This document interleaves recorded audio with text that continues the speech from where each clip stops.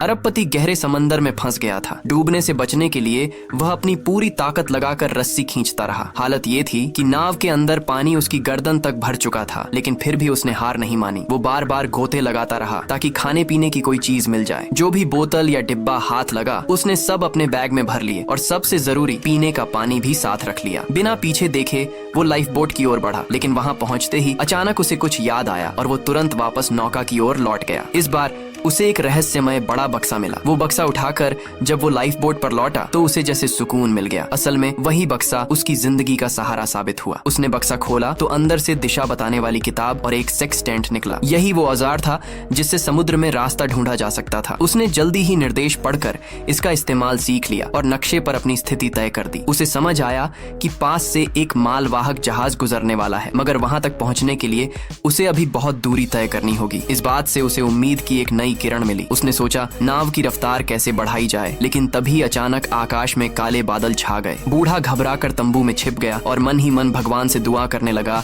कि उसे तूफान से बचा ले, मगर लगता था भगवान ने उसकी प्रार्थना नहीं सुनी। रात होते ही तूफान ने नाव को जोर जोर से हिलाना शुरू कर दिया। बूढ़ा दोनों किनारों को कसकर पकड़कर संतुलन बनाए रखने की कोशिश करता रहा, मगर अचानक एक बड़ी लहर ने उसे गिरा दिया। नाव उलटने लगी। डर और घबराहट में उसने अपनी आखिरी ताकत लगाई और किसी तरह नाव के अंदर घुस गया। अब उसकी शक्ति जवाब दे चुकी थी। उसने अपने कान बंद कर लिए, आंखें मींच लीं और सिकुड़ कर बैठ गया। मन ही मन पछताने लगा कि काश उसने ये सफर शुरू ही न किया होता। आखिरकार थक हार कर वो नींद में डूब गया। अगली सुबह जब उसकी आंख खुली तो उसे यकीन ही नहीं हुआ कि वो अब भी जिंदा है। उसने सबसे पहले नाव का पानी बाहर निकाला, फिर बिस्कुट निकालकर भूख मिटाई और नक्शा खोला। नक्शे पर नजर डाली तो अच्छी खबर ये थी कि वो मंजिल के काफी करीब पहुंच चुका था, लेकिन बुरी खबर ये थी कि उसका पीने का पानी खराब हो चुका था। जितना पीता उतनी ही प्यास बढ़ जाती, मानो खारा समुद्री पानी पी रहा हो। गुस्से में उसने पानी थूक दिया। ध्यान से देखा तो पता चला कि बोतल का ढक्कन खुला रह गया था